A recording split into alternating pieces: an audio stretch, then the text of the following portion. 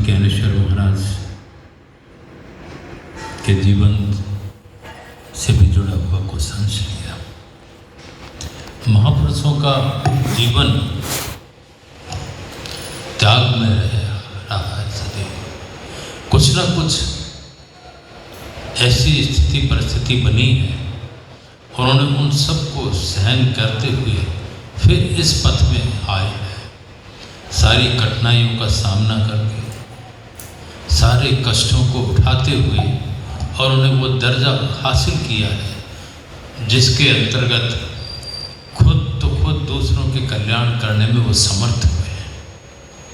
लेकिन बिना कुछ छोड़े कुछ प्राप्त होता नहीं है। छोड़ना तो पड़ता है, छोड़ना, ग्रहण करना और ग्रहण करना और फिर छोड़ना। और अटैचमेंट, बंधन हमारा किन चीज़ों से जुड़ जाता है। कुछ तो हम छोड़ देते हैं, कुछ नहीं छोड़ पाते, विवश हो जाते हैं, और वो कारण हमारे बंधन का हो जाता है। और हम कहीं कुछ हासिल करना चाहते हैं, लेकिन वो बंधन छूट ना पाने के कारण हम उसको हासिल नहीं कर पाते। लेकिन जब हमारा लक्ष्य ऊंचा होता है तो निश्चित तौर पर अगर हमने वो लक्ष्य निर्धारित किया है, उसको हमें प्राप्त करना है, तो हमें छोटे छोटे चीज़ें कुछ ना कुछ त्यागना पड़ेगी। एक बड़ा छोटा सा उदाहरण ध्यान आता है। समर्थ गुरु रामदास जी महाराज, आप सब लोगों ने भी नाम सुना होगा उनका। भिक्षा के लिए निकले हुए थे। एक घर पर जाकर उन्होंने नॉक किया, एक महिला निकल के आई, तो उन्होंने देखा कोई साधु खड़े हुए हैं, तो कुछ भिक्षा ला करके दी और एक प्रश्न कर दिया कि महाराज आप महात्मा हैं, साधु हैं, कुछ हमें कुछ उपदेश तो बताते जाइए ताकि हम जीवन में उसको निभा सकें और कुछ ईश्वर की कृपा के पात्र बन सकें। तो उन्होंने कहा अच्छा इस बार तो नहीं, अगली बार जब हम आएंगे तब अवश्य कुछ ना कुछ उपदेश आपको देंगे। उन्होंने वो निश्चित कर दिया कि इस दिन हम आएंगे। वो महिला ने बड़े भाव से, प्रेम से काफ़ी ड्राई फ्रूट्स डाल करके खीर बना के रखी कि आज मुझे कुछ ना कुछ ज्ञान मिलेगा। समर्थ गुरु रामदास जी महाराज निश्चित समय पर पहुंचते हैं, नॉक करते हैं, वो महिला एक कटोरे में खीर लेके आती है। रामदास जी महाराज ने अपना कमंडल आगे कर दिया कि इसमें खीर डाल दो, इसमें भिक्षा दे दो। जब कमंडल पे निगाह उस महिला की पड़ी तो उसमें बहुत कचरा भरा हुआ था। तो महिला ने कि महाराज ये कमंडल मुझे दो, मैं इसको साफ करके लाती हूँ, क्योंकि इसमें तो खीर खराब हो जाएगी। वो कमंडल लेके इसको अच्छी तरह साफ करके लेकर के आई, उसने खीर डाल दी। महाराज से फिर कहा महाराज कुछ उपदेश तो होता है। उपदेश तो हो गया।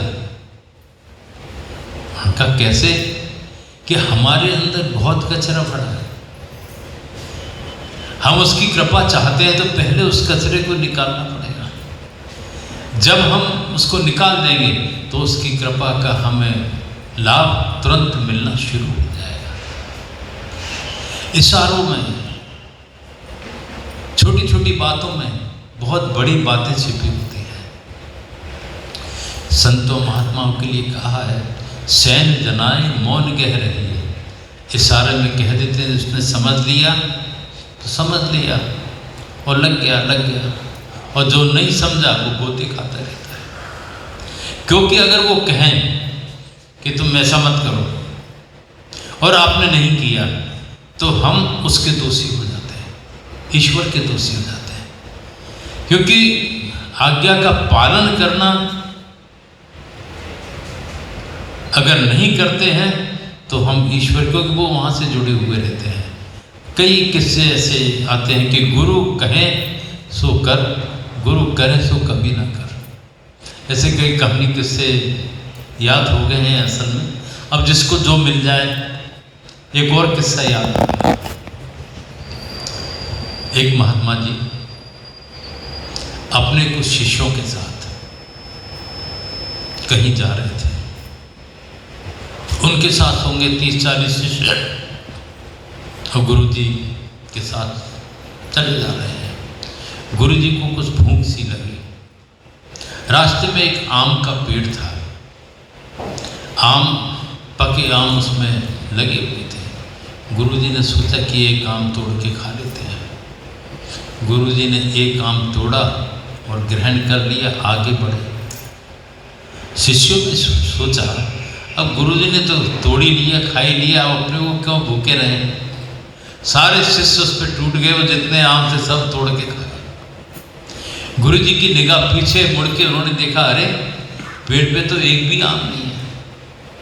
गुरु जी समझ गए कि वो अनुसरण किया है इन लोगों ने, क्योंकि मैंने ऐसा किया तो इन्हें भी कर दिया। आगे चले, कहीं कोई फंक्शन के लिए तेल उबल रहा था कड़ाव में। गुरु जी ने उबलते हुए तेल में ऐसे हाथ डाला और 2 चुल्लू पी गए और एक तरफ खड़े हो गए। अब सारे शिष्य एक दूसरे का मुंह देख रहे हैं। गुरु जी ने कहा, अरे भाई ग्रहण करो, मौत का डर बहुत जबरदस्त होता है। वहां मौत का डर सता गया। तो उन्होंने कहा कि मैंने एक आम उसका तोड़ा, तो उन्होंने समूचे उसकी फसल नष्ट कर दी। हाँ, अगर हम कह देते कि हाँ भाई ठीक है तो ठीक है। तो कहा है कि गुरु करें तो कभी ना कर, गुरु कहें वो तुरंत कर, उसमें बुद्धि ना लगाए, क्योंकि वहाँ मन और बुद्धि से परे का खेल है। अद्भुत का जो क्षेत्र है, पता नहीं किस मौज में किस तरह वो कहाँ क्या करते हैं, कहीं होते हैं, कहीं की स्थिति होती है। कई महापुरुषों के ऐसे उदाहरण रहे हैं कि कहीं तो दिखाई देते हैं और कहीं कुछ कार्य कर रहे होते हैं। ऐसे बहुत से उदाहरण हुए हैं। तो हमें बड़ा सोच समझ के, लेकिन सच्चे महात्माओं की बात है जो कहीं मिल जाए किसी को। हम तो आप सबके लिए भी प्रार्थना करेंगे उस परमात्मा से, ईश्वर से, सदगुरु से, कि सब लोग दौड़ रहे हैं, भाग रहे हैं। एक उम्र भी ढल गई है, एक पड़ाव पर हम आ गए हैं जो कि अंतिम पड़ाव कहलाता है। लेकिन अंतिम पड़ाव की कोई परिभाषा नहीं है। बचपन, युवा या वृद्ध, वो पड़ाव तो कभी भी आ जाता है। कोई भी कारण बनता है और खुशियाँ एक तरफ होती हैं और फिर मातम छा जाता है, तो उसकी कोई भरोसा नहीं रहता। तो हमें चाहिए, पल की खबर है नहीं, सामान हम बहुत इकट्ठा कर लेते हैं और सब रखा रह जाता है। तो हम सबको चेतने की आवश्यकता है और चेत करके सच्चे जिज्ञासु बने और प्रार्थना करें कि सच्चा रास्ता कहीं बताने वाले कोई मिल जाए। आज भी ऐसे महापुरुष हैं जो चाहते हैं कि सच्चे रास्ते में लोग लगें और उसकी कृपा के पात्र बने, उसकी कृपा का लाभ उठाएं। कई लोगों को कई तरह की शंकाएं रहती होंगी, जैसे खरे साहब को, शर्मा जी हैं, और इन लोगों को कई तरह की क्रियाएं कभी कभी हो जाती हैं।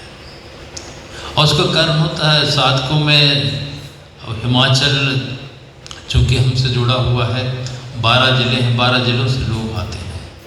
कभी कभी बस पूरी लेकर के आते हैं। जहाँ की हिमाचल में हम जाते हैं तीर्थों को, सब जगह जाते हैं, देवभूमि कहलाती है। हमारा तो ग्वालियर बड़ा छोटा सी जगह है और सबसे नीचे ही है, सब जगह सब हुए वहाँ। वैसे वो भी गालब ऋषि की तपोभूमि कहलाते हैं। जहाँ जिसको शांति मिले, जहाँ जिसको अनुभूति हो, जिसको अंदर से सुते अपनत्व का भाव उमड़ आए, तो समझ लो वहाँ कुछ ना कुछ मिलेगा। उनकी पहचान भी यही है। रमन महर्षि जी कभी कहा है कि सच्चे महापुरुष की पहचान, सच्चे सद्गुरु की पहचान, उनके सानिध्य में जाने पर अगर हमारे अंदर से ऐसा लगा ये तो हमारे अपने हैं, और भाव उमड़ पड़ता है तो समझ लो अपना काम उनके सानिध्य में रहने से, उनकी कृपा से बन जाएगा। बाकी बाहरी चमत्कार उसमें धोखा ही धोखा, कभी उससे काम नहीं बनता, ना खुद का होता है कल्याण ना वो कल्याण कर पाते हैं। अगर कहीं किसी ने कोई नंबर बता दिया, लॉटरी का बता दिया, सट्टे का बता दिया या कुछ बता दिया और हम लखपति करोड़पति बन गए, हमने समझा ये सब यही रखा रह जाएगा। उसने वो मार्ग तो बताया नहीं कि जिससे कि यहाँ से जाएं और वहाँ उनके चरणों में बैठ कर के शांति का अनुभव करें और हमेशा के लिए आवागमन से निवृत्त हो जाए। खुद भी फंसे हैं और हमको भी फंसा दिया। सहज रूप में महापुरुषों के मुखारबिंद से कुछ निकल आता है तो वो हमारे लिए मंत्र के समान हो जाता है। मंत्र मूलम गुरु वाक्यम, ऐसे कहा है। गुरु का वाक्य अगर उन्होंने कह दिया बस इसका जाप करो, तो निश्चित तौर पर वो चाहे संस्कृत से जुड़ा हुआ मंत्र हो या किसी भी भाषा का उससे बोध होता, किसी भाषा का जुड़ा हुआ शब्द हो, अगर उन्होंने कह दिया तो समझ लो वो हमारे लिए वास्तविकता में मंत्र हो गया और उसके माध्यम से ही हमारा काम बन जाता है। चूँकि आज आप सबके बीच में से हमें भी जाना पड़ेगा, शारीरिक रूप से तो जाना आना ये तो क्रम है सबका है। कोई घर से बाहर आता है, कोई बाहर से घर जाता है, कोई थोड़े और दूर जाते हैं फिर वहाँ से वापस जाते हैं। उसी तरह से हम भी थोड़े से दूर आए या फिर वापस जाएंगे, लेकिन अंदर से जो आत्मीयता यहाँ देखने को मिल रही है, जो अपनत्व देखने को मिलता है, उससे ना हम दूर हैं ना आप दूर हैं और हमें उम्मीद है कि हम भी जुड़े रहेंगे और आप भी जुड़े रहेंगे, ऐसा विश्वास हमें है। तो उसकी बहुत आवश्यकता है। एक छोटा सा किस्सा और नाम के ऊपर ध्यान आता है कि मंत्र मूलम गुरु वाक्यम। बड़ा मतलब किस्सा चरवाहा का है जो जंगल में भैंसे चला रहा था, छोटा बालक, अबोध बालक। उसने देखा कि जंगल में एक महात्मा जी एक पेड़ के नीचे बैठे हुए हैं, ध्यान मग्न है, और वो बरसों से देख रहा था। उस चरवाहा को केवल अपनी ड्यूटी का ज्ञान था कि मुझे भैंस चराना है और चरा करके वापस अपने यहाँ ले जाना है। इसके अलावा उसको कुछ नहीं मालूम, ना बुद्धि थी ना कुछ था। लेकिन उसके जिज्ञासा हुई कि आखिर ये बैठे बैठे क्या करते हैं। मैं तो इतना काम करता हूँ, ये कर रहा हूँ वो कर रहा हूँ, ये बैठे हुए हैं। उससे रहा नहीं गया, वो महात्मा जी के पास पहुँच गया और महात्मा जी से दो चार आवाज़ें दी तो महात्मा जी का एकदम ध्यान उस तरफ आकर्षित हुआ। महात्मा जी ने कहा, क्यों, क्या बात है? कि महाराज आप बैठे बैठे क्या करते हो? महात्मा जी ने उससे पूछा, तुम क्या करते हो?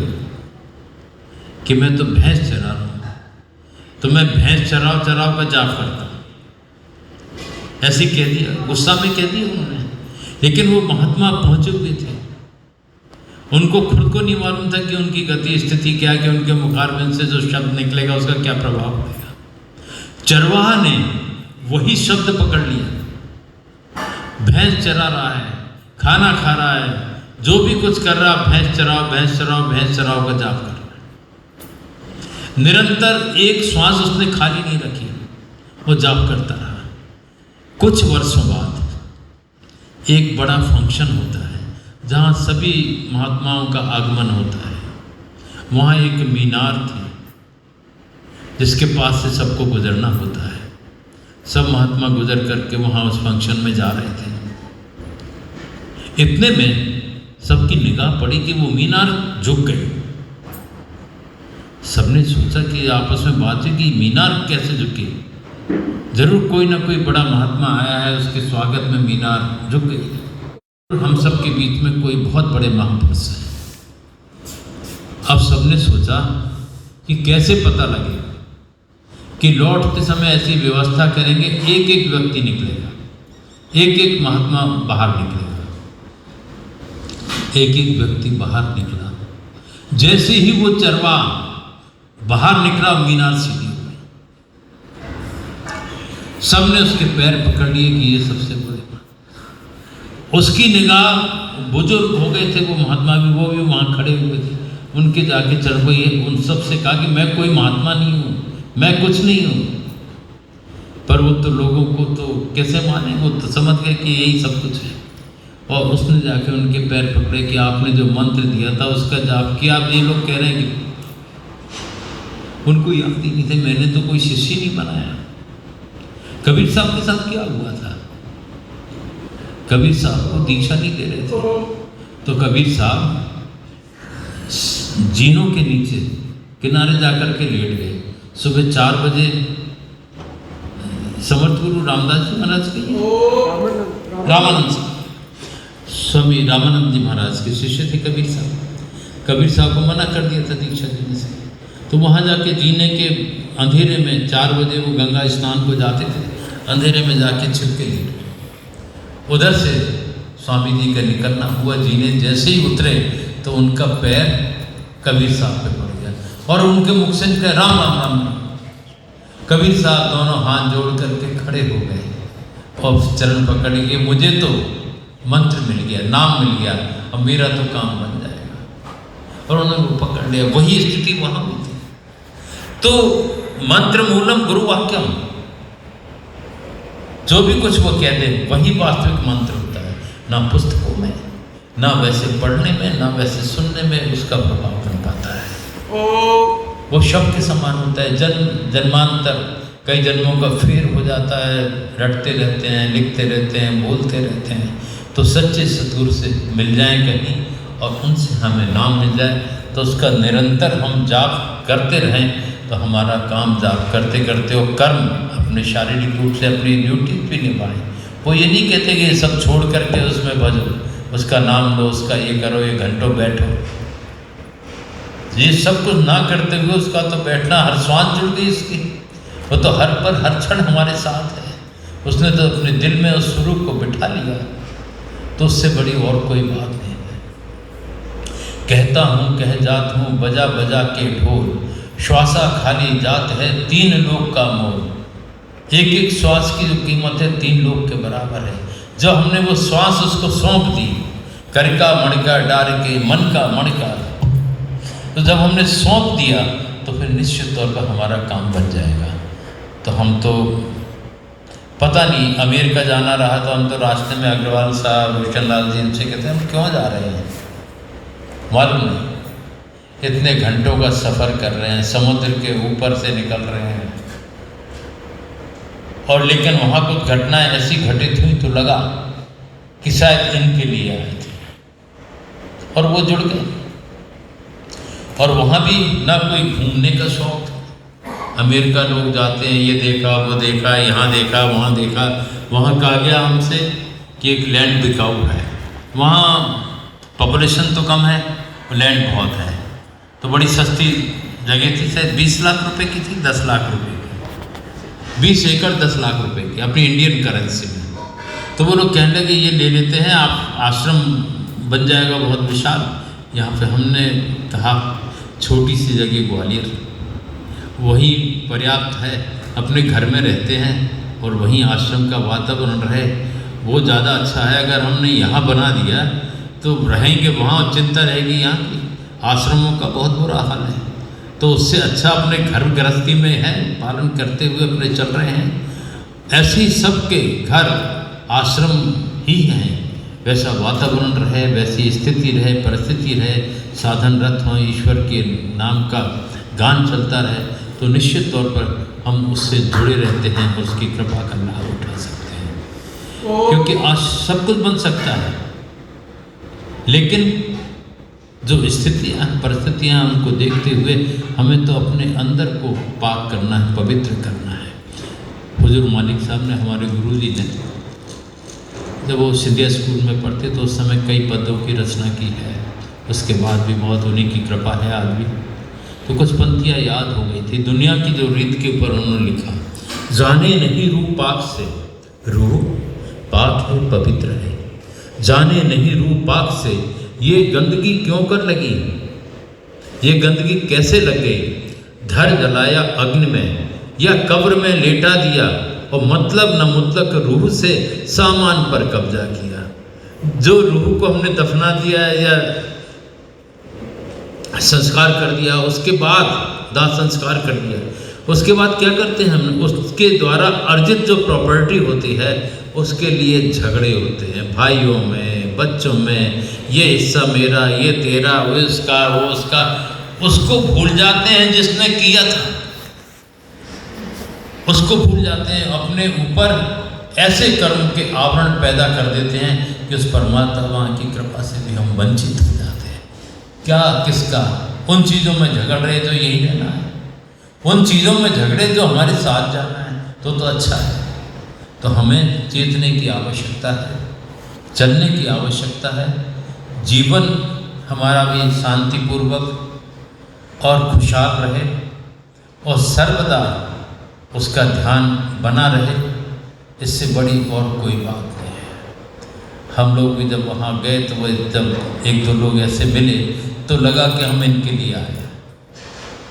3 बार जाना रहा। वो तो कहते थे कि हर महीने हर साल आप आओ, मेहनत तो बहुत बड़ी बात हो जाएगी। अब यहीं आने में हमें इतना टाइम लग गया। हमारे खरे साहब शायद 2-2.5 साल हो गए से इच्छा थी कि कभी आएँ, तो यहाँ आने में इतना टाइम लग जाता है तो अमेरिका वगैरह जाने की तो इच्छा भी नहीं होती कहीं जाने की। लोग जाते हैं कुछ धन एकत्रित करने के, यहाँ तो जेब का भी खर्च कर आए, जो भी कुछ था वो भी खर्च करके आए, लेकिन नहीं, बस लेके आए। उनका भाव प्रेम, कुछ इंडियंस थे तो उनको खबर की कि हम लोग आए हुए, कि आप आना, शामिल होना यहाँ सत्संग में, मेडिटेशन में। तो उन लोगों का मैसेज आया कि वो महाराज जी को यहीं ले आओ, 4 घंटे का रास्ता है। तो हमने कहा हम इतने घंटे का सफ़र करके अमेरिका आ गए, हमारे पास फुर्सत नहीं है 4 घंटे की, तो हमारे पास भी फुर्सत नहीं है। फिर हम तो नहीं गए, वहीं रहे। तो अदर कंट्रीज़ के लोग संपर्क में रहे और ध्यान में बैठते थे, बिल्कुल टाइम के पंचुअल थे वहाँ। और हमें तो एक चीज़ देखने को बहुत अच्छा लगा, जहाँ पे हम इथाका में ठहरे हुए थे तो वो परिवार हमारे साथ था, कोई ताला नहीं कि उसने खुले छोड़ देते थे। करोड़ों रुपए का सामान रखा है कोई, और सत्य पे वो बड़े विश्वास करते थे। जो चीज़ें अपने यहाँ होना चाहिए, अपने यहाँ पता लग जाए कि आप फलाने मकान का घर के सदस्य कहीं गए हुए हैं और 2-4 दिन को, तो पता लगे ताला तोड़ के सारा सामान ही गायब कर दें। ये कुछ चीज़ें वहाँ देखने को मिले। अगर आपने सॉरी कह दिया तो सब कुछ माफ, ये भी वहाँ देखने को मिला। पर हम सॉरी कह करके भी उस गुनाह को कर डालते हैं, ये यहाँ देखने को मिलता है। लेकिन वहाँ पे वो उसको फिर करते नहीं, उसको समझ लेते हैं। वहाँ डिपार्टमेंटल स्टोर में गए थे, खरीद साहब कुछ फ़ोटो खींच रहे थे, तो वहाँ जो इंचार्ज था उसने कहा कि है अलाउ नहीं है फ़ोटो खींचना, वो कार्रवाई, कानूनी कार्रवाई हो जाएगी। तो सॉरी कहा, उन्होंने कहा अच्छा ठीक है कोई बात नहीं, अब मत खींचना। तो ये कुछ चीज़ें सीखने को मिलती हैं। जो अपने यहाँ के वो लोग अपना रहे हैं और वहाँ का अपन अपना रहे हैं, उधर दौड़ रहे हैं जहाँ वो दौड़ करके थक करके शांति के लिए हिंदुस्तान को देखते हैं, और हम लोग पैसे के लिए उधर दौड़ रहे हैं जहाँ अशांति है। दोनों में बड़ी मानसिकता का बहुत अंतर है। तो हमें अपनी शांति नहीं खोना चाहिए, अपनी दौलत अपने पास रखें, और उससे किसी को लाभ लेना है तो अपने पास आए। वो लोग समर्थ है, कहीं भी आ सकते हैं। तो हमें ध्यान रखते हुए अपने अंदर की स्थिति को मजबूत करें और सद्गुरु की कृपा रूपी कवच हमको मिले, ऐसी प्रार्थना करें, ऐसी जिज्ञासा करें, ताकि उनके हम कृपा के सदैव पात्र बने रहें, हमारा जीवन सार्थक हो सके। ओम।